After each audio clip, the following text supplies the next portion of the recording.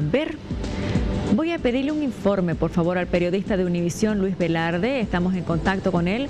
Está en Estados Unidos. Luis, buenas noches. Buenas noches, ¿qué tal? Luis, ¿cómo fue la jornada, por favor? Bueno, la jornada comenzó como a las 7:30 de la mañana, cuando abrió la Corte Federal de Fort Lauderdale. Es una ciudad que queda a 1 hora de Miami. Y empezaron a llegar los potenciales jurados, unas 50 personas, de las cuales 10 fueron seleccionadas posteriormente. Antes de las 8 llegaron los abogados de la defensa, que son de la Clínica de Derechos Humanos de la Universidad de Harvard, y ellos entraron también por una fila que hay para entrar a la corte. Y un poco ya pasadas las 8 llegó en un enjambre de abogados el expresidente boliviano Gonzalo Sánchez de Lozada y su ministro de Defensa, Carlos Sánchez Berzaín, rodeados de los abogados, como te mencionaba, y llegaron a la corte tranquilos, con paso lento, y tuvieron que hacer también la cola, al igual que todas las personas.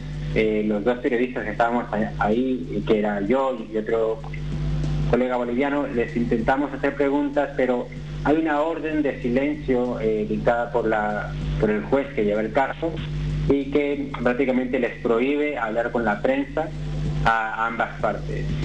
Ellos después tuvieron que hacer la cola, pero viendo que estábamos preguntando, uno de los abogados le pidió a un guardia que si por favor podían entrar antes que los demás. El guardia accedió y ellos entraron, pasaron por un detector de metales y entraron después a la corte.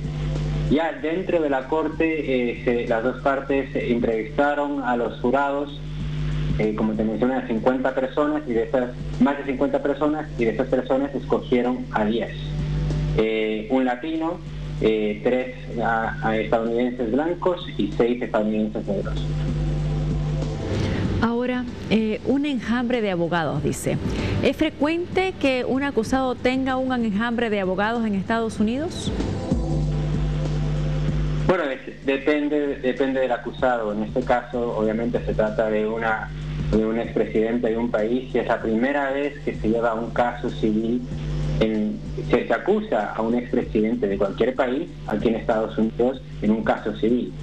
Lo que promete este caso es que, si es que son encontrados culpables de haber orquestado lo que se puede decir Octubre Negro, Gonzalo Sánchez de Lozada, al igual que su ministro, podían otorgar una compensación bastante elevada, y con una compensación económica bastante elevada a las víctimas. Pero eso se verá aquí en las 3 a 4 semanas que dura el caso. También se prevé que en estas 3 a 4 semanas haya evidencia de ambas partes, y algo que el jurado tendrá que determinar.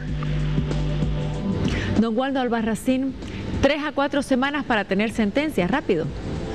Bueno, el sistema americano y específicamente el sistema anglosajón prevé procesos, podríamos llamarle sumarios, desde el punto de vista de que no padecen de la dilación tan odiosa que se da en otros países y particularmente en el nuestro.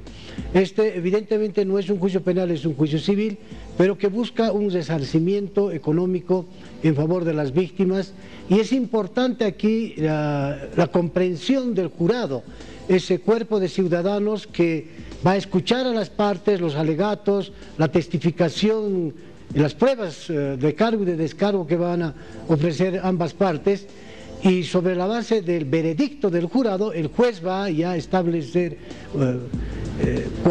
cuantitativamente el monto a indemnizarse, pero es trascendental el criterio, el veredicto del jurado, que puede declarar procedente la demanda de las víctimas o en sentido contrario. En esa lógica es importante también tomar en cuenta elementos como el lucro cesante, la pérdida de una vida, aunque una vida no tiene precio, pero de alguna manera es un referente para la cuantificación, el perjuicio de la familia, en fin, todos estos aspectos, el nivel de orfandad y otras secuelas que sufrieron las víctimas o los huérfanos o las viudas, y todo ello va a pesar en el momento en que el juez establezca cuantitativamente lo que debe indemnizarse. Pero queda claro que si bien este juicio tiene una finalidad de orden de resarcimiento civil, pero en la aspiración legítima de las víctimas de que salga a favor de ellos, va a significar un antecedente fundamental dentro de la acción penal que se sustancia en el país, así como dentro de del pedido del Estado boliviano de extradición que se ha planteado hace tiempo ya ante las autoridades norteamericanas. Son elementos que van a pesar, pero lo fundamental es acá lo que decía yo a un principio.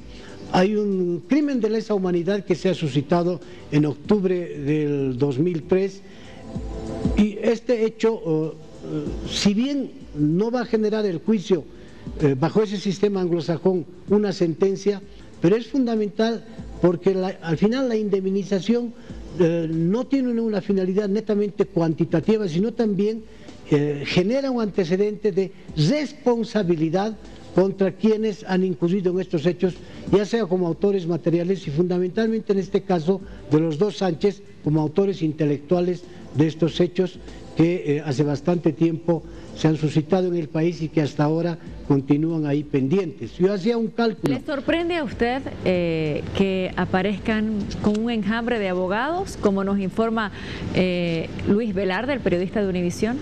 No tiene por qué extrañarnos porque estamos hablando de uno de los hombres más poderosos económicamente, no solo de Bolivia, sino del continente americano. Sánchez de Lozada tiene dinero para hasta su quinta, sexta generación. Entonces, la cantidad de abogados y de abogados de mucho peso en el foro norteamericano también refleja las posibilidades económicas de la persona.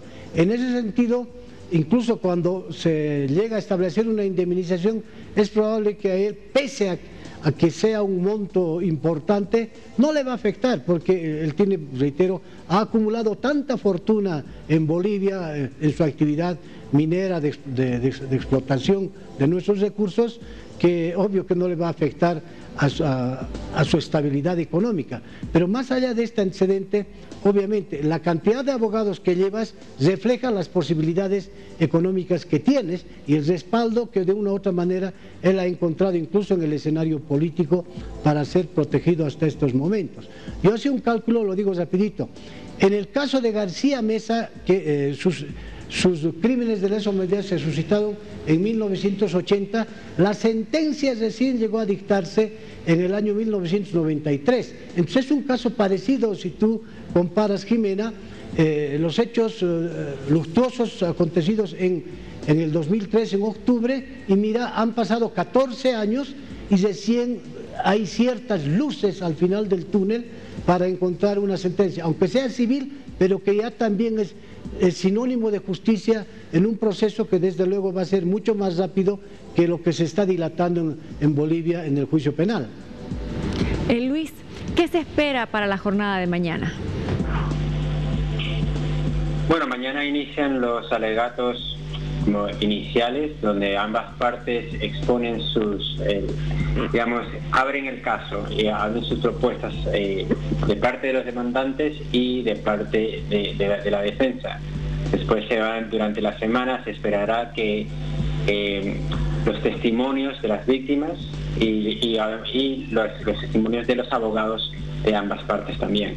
Esto es un proceso que durará de lunes a viernes por 3 a 4 semanas, hasta que se presenten toda la evidencia en ambas partes, el jurado convenga, como en las películas, el jurado se vaya a una sala y deliberen hasta llegar a una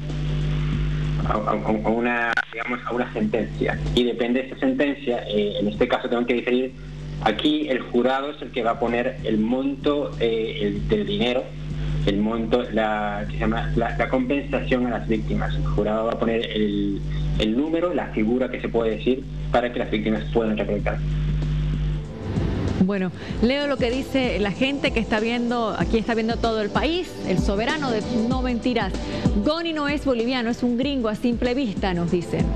Buenas noches desde Cochabamba, tengo 21 años y aún me indigna todo el daño que hizo al país. Atentamente, Carol. Gonzalo hizo sufrir a nuestro país de Bolivia, él solo pensaba para él y no para el pueblo, dice. Desde La Paz, Iber Yeito, Chalco. Hola Jimena, ¿cómo es posible que los jóvenes no sepan la historia de Gonzalo Sánchez de Lozada? Atentamente, Darwin. Qué pena, nos dicen, escuchar a estas personas indicando que fue un buen presidente. Es el peor presidente del siglo XXI. Masacró al pueblo alteño. El impuestazo a los salarios junto a su ministro Sánchez Berzaín deben ser extraditados a Bolivia para que cumplan su condena. Buenas noches. En mi opinión, Goni fue el peor presidente de Bolivia por las matanzas de Octubre Negro. Y es una pena que la juventud de hoy no sepa nada.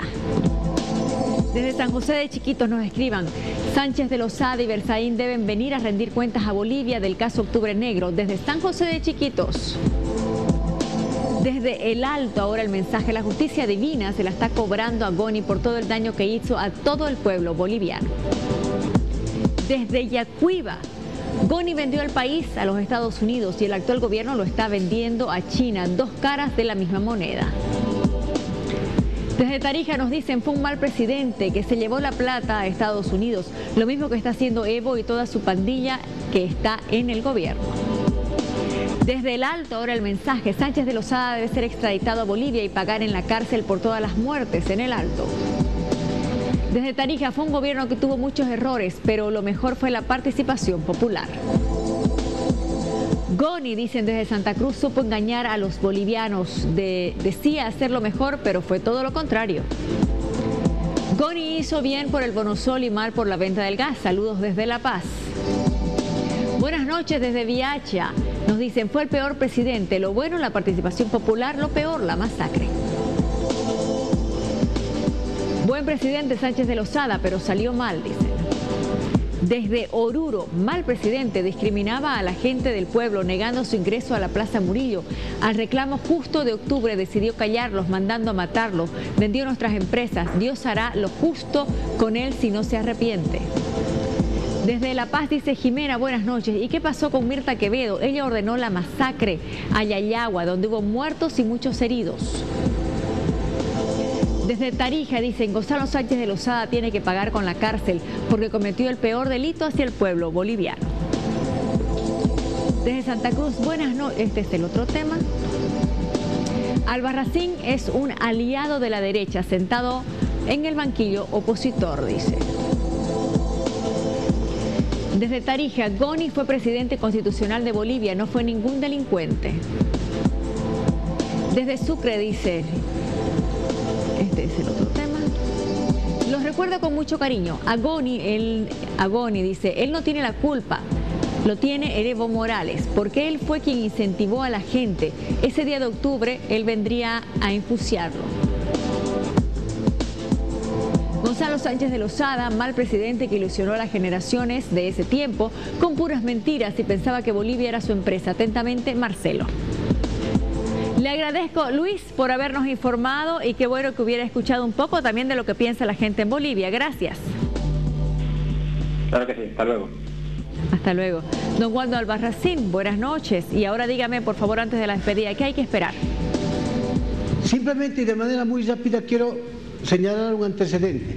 El señor Sánchez de Lozada, cuando le pedimos audiencia el 2003, faltando pocos días para que renuncie, le planteamos que llame a un referéndum, justamente para que sea el pueblo el que defina el destino del gas.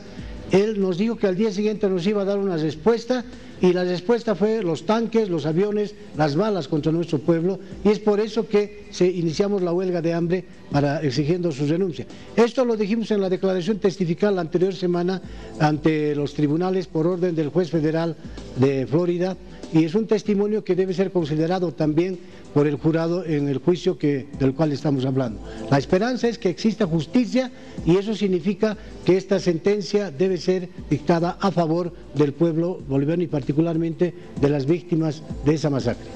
Muchas gracias, buenas noches. Buenas noches. Bueno, nos vamos a ir a la pausa. Al retornar, atención por favor, malas noticias para los hinchas de Blooming. Perdió de local esta noche 2-1 con Nacional Potosí en el estadio Ramón Tahuichi Aguilera.